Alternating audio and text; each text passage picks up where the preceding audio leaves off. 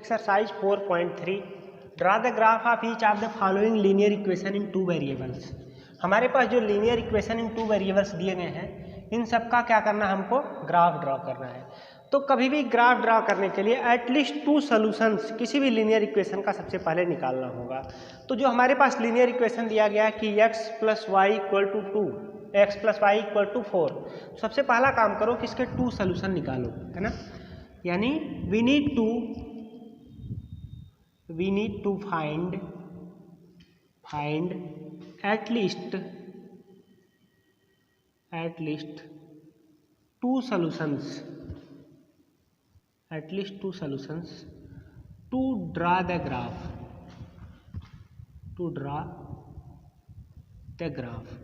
अब आपको graph draw करने के लिए एटलीस्ट टू सॉल्यूशंस निकालने होंगे, ठीक है। तो देखो इक्वेशन क्या हमारे पास है, x plus Y equal to 4। तो सोल्यूशन निकालने के लिए हमने बताया था कि आप क्या लिख सकते हो यहाँ से, y equal to 4 minus X. अब आप बारी बारी से x की वैल्यू रखते जाओ। देखो अगर आप x की वैल्यू 0 रखोगे तो y की वैल्यू क्या आ जाएगी, 4 आ जाएगी। फिर अगर आप x की वैल्यू 4 रख दो and for x equal to 4, y की वैल्यू क्या आ जाएगी, 0 आ जाएगी। अब देखो दो सोल्यूशन मिल गया है, 0 4 4 0। तो अब इसके लिए एक टेबल बना दो, एक टेबल बनाओ। अब टेबल में क्या करोगे, देखो यहाँ पे आप एक तरफ x की वैल्यू लिख दो और y की वैल्यूज भी, है ना। तो यहाँ पे आपके पास आ जाएगा x y। तो x की वैल्यूज क्या है, 0 और दूसरी वैल्यू क्या, 4। इसकी वैल्यू क्या, 4 और 0। यानी x 0 है तो y 4 और ये क्या बन जाएगा, x 4 है तो y 0। यानी इसको अगर आप ऑर्डर्ड पेयर के रूप में लिखना चाहोगे तो 0 4 और यहाँ पे क्या आ जाएगा, 4 0। अब देखो ऐसे टू सॉल्यूशंस लिखोगे। अभी जो दोनों सॉल्यूशन है, अभी एक पॉइंट है और ये भी एक पॉइंट है, तो अब आप क्या करोगे, आप ग्राफ ड्रा करोगे। तो ग्राफ ड्रा करने के लिए कोऑर्डिनेट सिस्टम बनाओगे आप। यानी आपको क्या करना पड़ेगा, सबसे पहले एक्सिस बनाने पड़ेंगे। अब एक्सिस आपका क्या है, एक्स ओ एक्स डैश और क्या है, वाई ओ वाई डैश। यहाँ पे पॉइंट्स क्या आएंगे, 1 2 3 4 5, ऐसे आप लिख लोगे 6 1 2 3 4 5। इधर क्या आएगा, -1 -2 -3 -4 -1 -2 -3 -4। अब देखो होगा क्या, इस तरह से आपके पास एक सिस्टम बन के तैयार हो गया, है ना। और आपने यहाँ से दो सॉल्यूशंस निकाले हैं और इन दोनों सॉल्यूशंस की हेल्प से दो ऑर्डर्ड पेयर निकले हैं आपके पास। एक ऑर्डर्ड पेयर 0 4, दूसरा 4 0। तो अब आप ऑर्डर्ड पेयर को मेंशन करो 0 4। तो देखो जब x 0 रहेगा तो लाइन y जो हमारा कोऑर्डिनेट रहेगा वो y एक्सिस पे आ जाएगा। तो देखो क्या आ जाएगा, इसका 0 4 इधर कहीं आ जाएगा। फिर देखो 4 0, यहाँ पे y 0 यानी पॉइंट हमारा y एक्सिस पे, तो 4 0 यहाँ पे आ जाएगा, ठीक है। अब आपके पास दो पॉइंट हो गए, एक पॉइंट ए एक पॉइंट ए। अब आप क्या करोगे, इन दोनों को स्केल के हेल्प से ज्वाइन करोगे। तो आपके पास जो इन दोनों को आप क्या करोगे, ज्वाइन कर दोगे।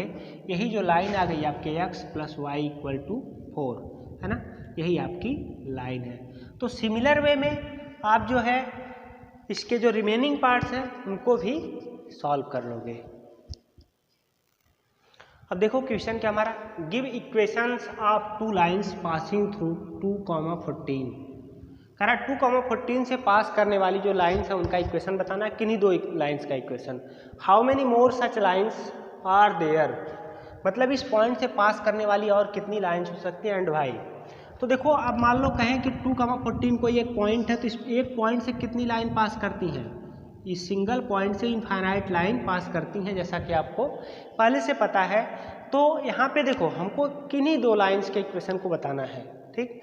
तो यहाँ पे देखो आपको दो इक्वेशन कोई लिखेंगे हम अभी, और यहाँ पे आपके how many more such line, तो infinitely many lines can pass through the point, because from a single point we can draw infinite many lines, ठीक है।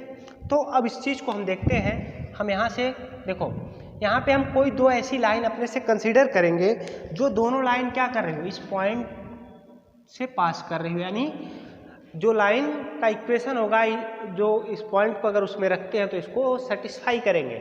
तो हम कहेंगे कंसीडर कंसिडर टू लाइन्स, ठीक है। लाइन्स एक मान लो कि 7x minus Y equal to 0 and दूसरा क्या है x plus Y equal to 16, ठीक। अब आप लोग सोचोगे डायरेक्ट हमने कैसे मान लिया, तो यहाँ पे देखो हमने लिखा 7x माइनस वाई, यानी आप x के जगह पे 2 रखो और y के जगह 14 रखो। 7 2 या 14 माइनस 14 0, यानी हमने बताया कि इस कंडीशन को सेटिस्फाई कर रहे होंगे। अब यहाँ पे देखो 2 और 14 16, तो इस तरह से आप कोई भी दो लाइन लिख सकते हो, ठीक है।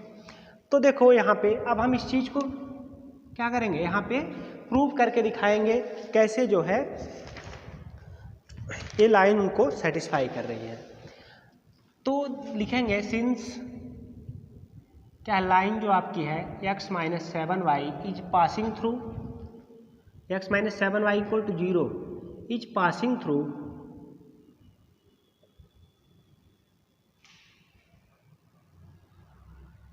2,14 से पास कर रही है, तब क्या जाएगा then 2 into 7 into 2 minus 14 equal to 0। अब देखो यहाँ क्या जाएगा 14 माइनस 14 0, यानी left hand side equal to आ गया राइट हैंड साइड, है ना। अब जो आपने एक लाइन लिया था, ये कंडीशन क्या है, ये लाइन जो आपने लिया था ये उसको ये पॉइंट सेटिस्फाई कर रहा है, ठीक है। अगली लाइन के लिए आप क्या करोगे, अगली लाइन के लिए एंड लाइन जो है आपकी x plus Y equal to 16 is passing through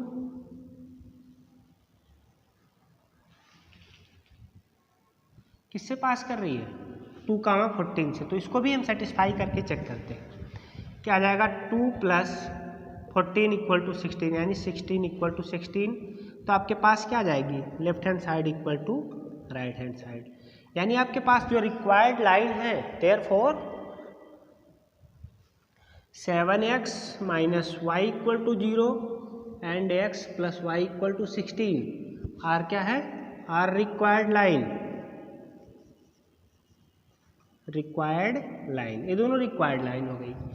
अब आपके पास कह रहा how many more such lines are there, लिखेंगे there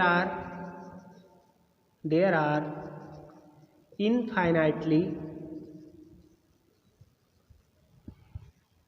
infinitely many lines, many such lines, इस प्रकार जो है because we can draw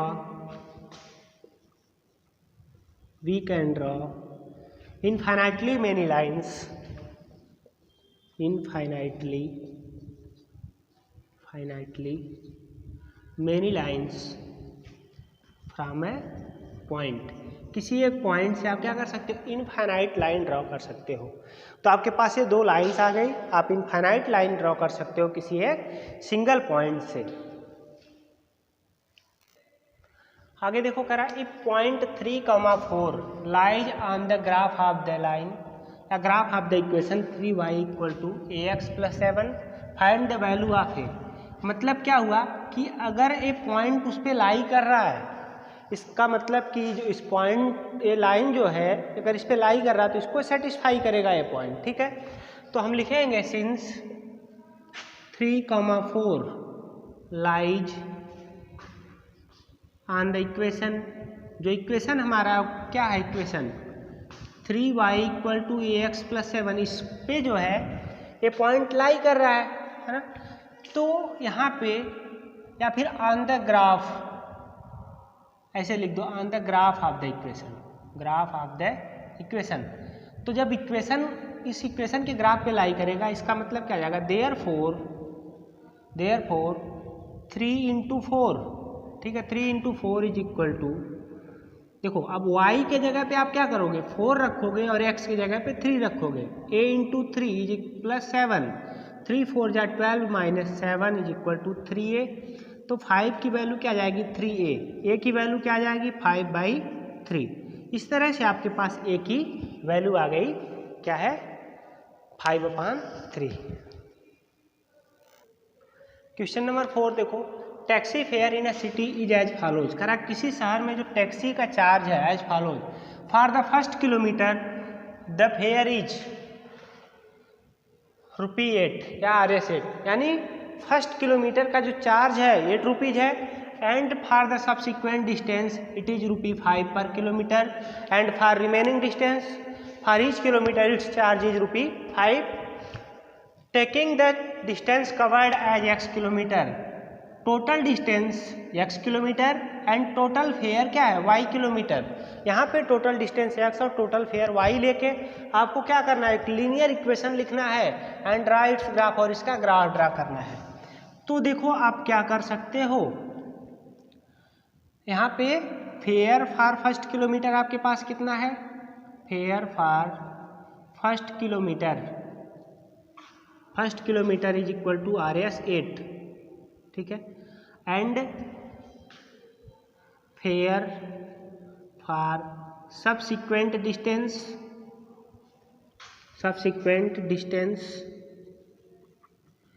is क्या है, RS 5 रुपये पर किलोमीटर है, ठीक है। अब देखो फर्स्ट किलोमीटर के लिए ₹8 है और सब्सिक्वेंट डिस्टेंस के लिए कितना है, y है। अब देखो क्या आ जाएगा, देयरफॉर अब आपके पास बताया गया कि टोटल फेयर यानी टोटल फेयर कॉस्ट या टोटल चार्ज कितना है, y, टोटल फेयर इज कितना है, y, ठीक है, टोटल फेयर y आ गया। अब देखो ये फेयर आएगा कैसे, 1 किलोमीटर का कितना, जो फर्स्ट किलोमीटर है उसका 8 है, तो y इक्वल टू 1 × 8 यानी पहले किलोमीटर का चार्ज इतना आ गया, प्लस करा सब्सिक्वेंट डिस्टेंस और रिमेनिंग डिस्टेंस जो है, तो टोटल डिस्टेंस हमारे पास x है, अब उसमें से 1 किलोमीटर का चार्ज हमने यहाँ लिख दिया, तो रिमेनिंग जब टोटल x किलोमीटर इसमें से 1 किलोमीटर डिस्टेंस निकल जाएगी तो x - 1 इंटू क्या आ जाएगा 5, ठीक है। अब देखो वैल्यू क्या आ जाएगी हमारे पास, y इक्वल टू 8 + 5x - 5, तो वैल्यू आ जाएगी हमारे पास 5x + 3, ये आ जाएगा हमारा इक्वेशन ऐसे भी हो सकता है, या आपके पास इक्वेशन ऐसे दे दे कि आपके पास क्या है, इस y को आप इधर लेके आ जाओ राइट साइड में, तो आपके पास क्या आ जाएगा 5x - y + 3 = 0।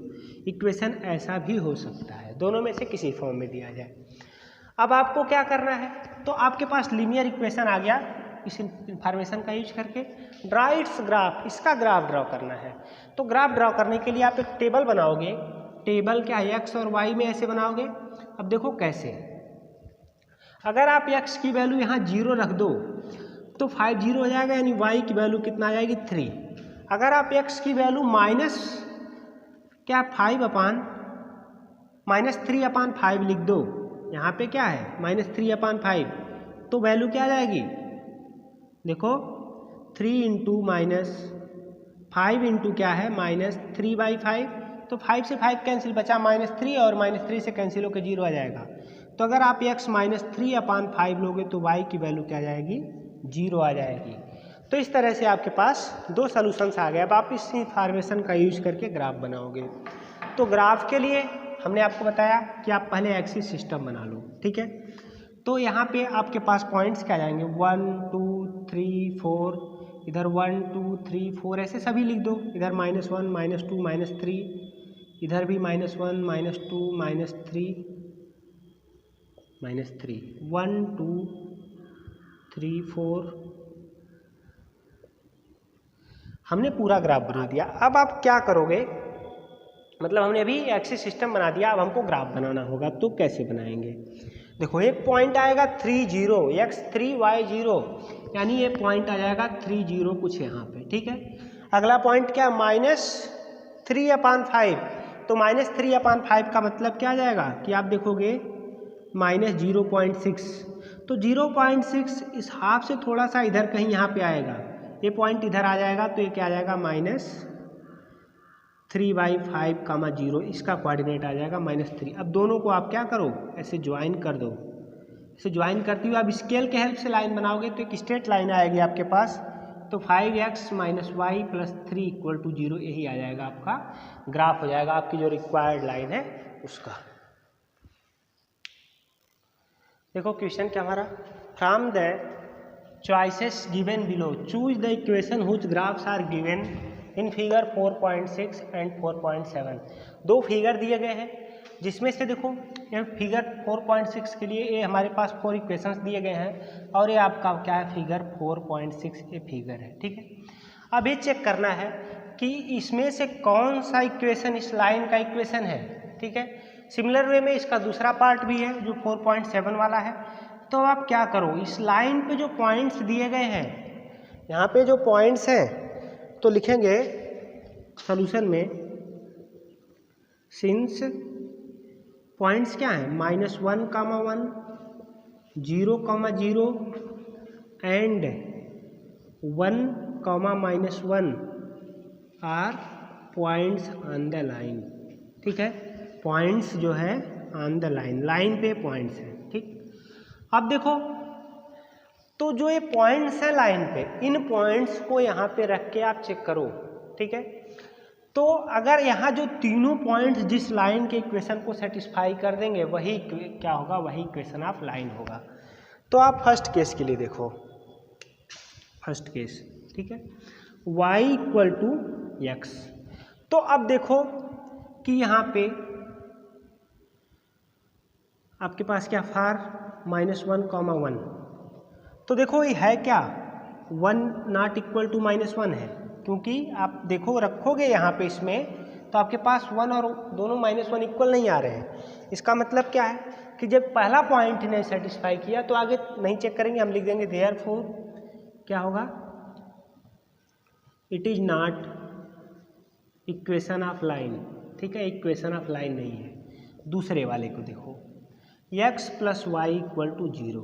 ठीक है, तो x + y = 0 क्या करोगे, फार -1, 1। ठीक है, -1, 1 के लिए देखोगे -1 + 1 = 0, यानी 0 = 0। अच्छा, अभी एक पॉइंट चेक किए, अब आगे के पॉइंट्स को देखेंगे। इधर हम देख रहे हैं तो दूसरा पॉइंट क्या हमारा 0, 0, फार 0, 0। तो क्या आ जाएगा यहाँ पे जो हमारा इक्वेशन है 0 + 0 = 0, दोनों साइड यहाँ पे भी इक्वल आ गई। अगला पॉइंट हमारे पास क्या है, एंड फार 1, -1। तो यहाँ से आ जाएगा 1, x हमारा 1 है और y क्या है -1 है, = 0, यानी 0 = 0। अब इसका मतलब क्या हो गया कि जो पॉइंट है -1, 1, -1, 1, 0, 1, 1, -1 लिखेंगे। देयरफॉर यहाँ पे -1, 1, 0, 0 और 1, -1 लाइज ऑन द लाइन। अब देखो यहाँ पे ये सभी के सभी पॉइंट्स लाइन पे लाई कर रहे हैं, इसका मतलब क्या है, line on the line. Therefore equation of the line, equation of the line is x + y = 0। यही आ जाएगा हमारा इक्वेशन ऑफ लाइन। सिमिलरली आप इसका जो नेक्स्ट पार्ट है उसको भी सॉल्व कर लोगे। आगे देखो क्वेश्चन नंबर 7 क्या हमारा, Yamini and Fatima 2 student of class 9th of a school together contributed Rs100 towards prime minister relief fund to help the earthquake victims. करा कि कोई 2 स्टूडेंट्स हैं यामिनी और फातिमा, जिन्होंने प्रधानमंत्री जो है प्राइम मिनिस्टर रिलीफ फंड में 100 रुपीज़ क्या किया, कंट्रीब्यूट किया। कह रहे हैं कि write a linear equation that satisfied this data, you may take their contribution as ₹x and y। अब यहाँ पे मान लो, जैसे देखो क्वेश्चन में बताया गया 100 रुपीज़ का उन्होंने कंट्रीब्यूशन किया, तो मान लो लेट यामिनी कंट्रीब्यूशन, यामिनीज कंट्रीब्यूशन इसका मान लो कि क्या है = ₹x एंड फातिमाज कंट्रीब्यूशन जो आपका है वो क्या है =√y। ठीक है, क्वेश्चन नंबर 7 आपका है। अब क्या जाएगा, देयरफॉर आपके पास इक्वेशन क्या बन जाएगा, दोनों का जो कंट्रीब्यूशन है ₹100 का है, यानी दोनों का मिला के क्या जाएगा 100 रुपीज़ आएगा। तो x + y = 100। अब आपका ये इक्वेशन बन गया, ये जो आपका लीनियर इक्वेशन बन गया। अब आप क्या करोगे, इसका जो है ग्राफ ड्रॉ करना है। तो हमने आपको पीछे के कई क्वेश्चंस पे ग्राफ ड्रॉ करना बताया है, आप इसका ग्राफ खुद से ड्रॉ कर लोगे। आगे देखो क्वेश्चन नंबर 8, जो कि आपको जो है आपके बोर्ड पे या आपकी स्क्रीन पे जो है दिख रहा होगा। अब देखो क्वेश्चन क्या हमारा, in country like USA and Canada temperatures measured in Fahrenheit. कह रहा यूएसए और कनाडा में टेम्परेचर फ़ारेनहाइट में मेजर किया जाता है, whereas countries like India it is measured in Celsius. और इंडिया में क्या है, सेल्सियस में मेजर किया जाता है। Here is a linear equation that converts Fahrenheit into क्या है, टू सेल्सियस। यहाँ पे एक इक्वेशन है जो क्या कर रहा है, फ़ारेनहाइट को सेल्सियस में कन्वर्ट कर रहा है। अब इक्वेशन जो हमारा है F इक्वल टू 9/5 सेल्सियस या C प्लस 32। करा draw the graph of linear equation above using Celsius for x axis and Fahrenheit for y axis. फिर अगला है, if the Fahrenheit is 30 degree Celsius what is the temperature in Fahrenheit. If temperature is 95 degree Fahrenheit what is the temperature in Celsius. If temperature is 0 degree Celsius what is the temperature in Fahrenheit. If the temperature is 0.8 degree 0 degree Fahrenheit what is the temperature in Celsius. Is there a temperature which is numerically same in the both Fahrenheit and Celsius. If yes find it. अब देखो हमारे पास जो equation दिया गया है, equation क्या हमारे पास है, इसका सलूशन देखो आप।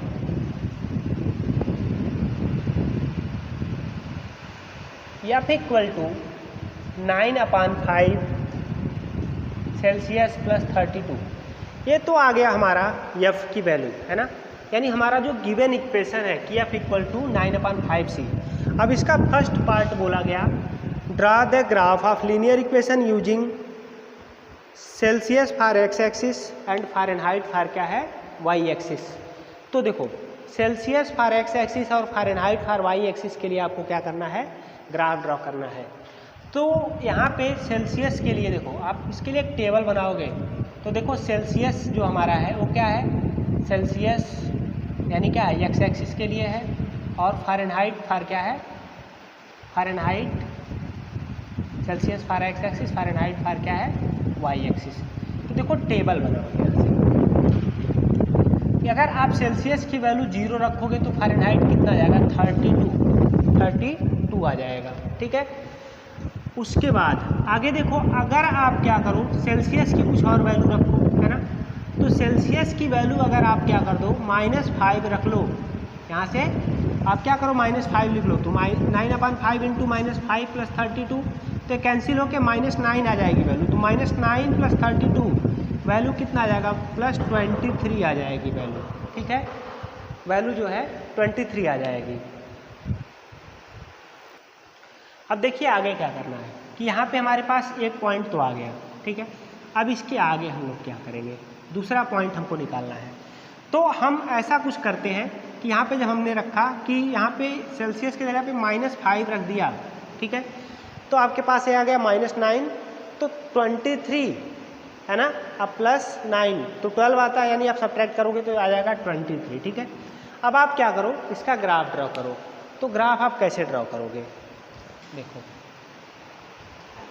आपने सिस्टम बना लिया, आपका जो कार्टेशियन सिस्टम है x एक्सिस और y एक्सिस। ठीक है, इसके बाद अब आप देखो यहाँ पे थोड़ी बड़ी यूनिट्स है, तो आप यहाँ 5 कर लो, 5, 10, 15, 20, 25। आगे बढ़ते हैं थोड़ा, यहाँ पे क्या है 30, 35 तक। ठीक है, फिर इधर भी हम कुछ ऐसे ही लेंगे और हमारे पास क्या आ जाएगा 5, 10, 15, 20, 25, 30, थोड़ा सा और हम आगे बढ़ा देते हैं, इधर आ जाएगा हमारे पास 35। ठीक है, अब देखो x 0 y 32, यानी एक पॉइंट आपके पास आ जाएगा 0,32 ये आ जाएगा। फिर क्या है हमारे पास -5, तो इधर देखो -5, -10, -15, -20, तो एक पॉइंट आ गया 0, 32 और दूसरा क्या होगा, कह रहा -5 और 23, तो x -5 y 23, तो देखो इधर इसके अपोर्ड जाओगे 23, यानी आपके पास पॉइंट आ जाएगा -5, 23। अब दोनों पॉइंट्स को ज्वाइन करती हुई लाइन आप ऐसे ड्रॉ कर दो, देखो आप दोनों पॉइंट्स को ज्वाइन, तो यही आ जाएगा आपका जो ग्राफ इसका बनाना है कि correct draw the graph of linear equation, तो आपने ऐसे इसका ग्राफ ड्रॉ कर लिया। अब सेकेंड पार्ट देखिए, कह रहा है if the temperature is 30 degree Celsius what is the temperature in Fahrenheit. कह रहा टेम्परेचर जो डिग्री में हो क्या 30 डिग्री सेल्सियस है, यानी सेल्सियस टेम्परेचर 30 डिग्री है ना, अब आपको फ़ारेनहाइट में कन्वर्ट करना है, तो देयरफॉर फ़ारेनहाइट टेम्परेचर क्या आएगा आपके पास 9/5 × 30, ठीक है। तो आप यहाँ पे लिखोगे आप +32, तो अब देखो 5 6 या 30 है ना, अब आपके पास क्या आ जाएगा 9 6 जा होता 54 अब +32, तो फ़ारेनहाइट टेम्परेचर आपका कितना आ जाएगा, यहाँ से फ़ारेनहाइट टेम्परेचर आ जाएगा। अब जो टेम्परेचर आएगा आपका फ़ारेनहाइट में तो आ जाएगा 6 और 5 3 क्या आ जाएगा 86 है ना। अब यानी फ़ारेनहाइट टेम्परेचर आ जाएगा 86 डिग्री फ़ारेनहाइट, ऐसे आप लिख सकते हो, या फिर ऐसे इसको ना लिख के लिख दो therefore temperature in Fahrenheit, temperature in Fahrenheit is 86 degree Fahrenheit, ये क्या आ जाएगा 86 डिग्री फ़ारेनहाइट आ जाएगा। करा if temperature is 95 degree Fahrenheit what is the temperature in Celsius. तो जब यहाँ पे देखो 95 डिग्री, तो फ़ारेनहाइट के जगह पे थर्ड वाले पार्ट में क्या करोगे, यहाँ पे 95 लिख के आप सी वाली वैल्यू निकाल दोगे, ठीक है। फिर कह रहा if temperature is 0 degree Celsius what is the temperature in Fahrenheit.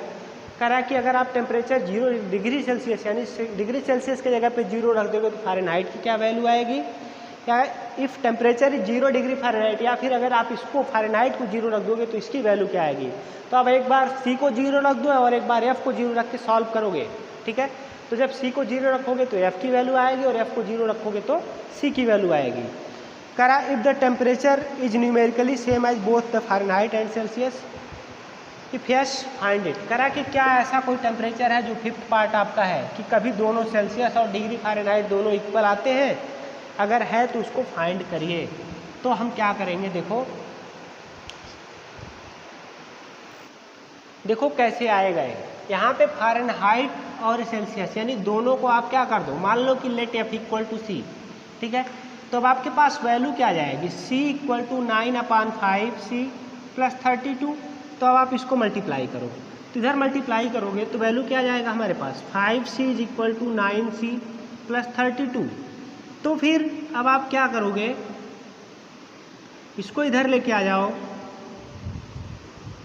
अच्छा एक चीज़ और देखो, यहाँ थोड़ा सा मिसिंग क्या हुआ कि पहले हमको यहाँ एलसीएम लेना चाहिए c इक्वल टू, तो देखो क्या है एलसीएम आ जाएगा 5 है ना, तो आ जाएगा 9c प्लस 5 2 जा 10 और 5 3 जा 15 1 16।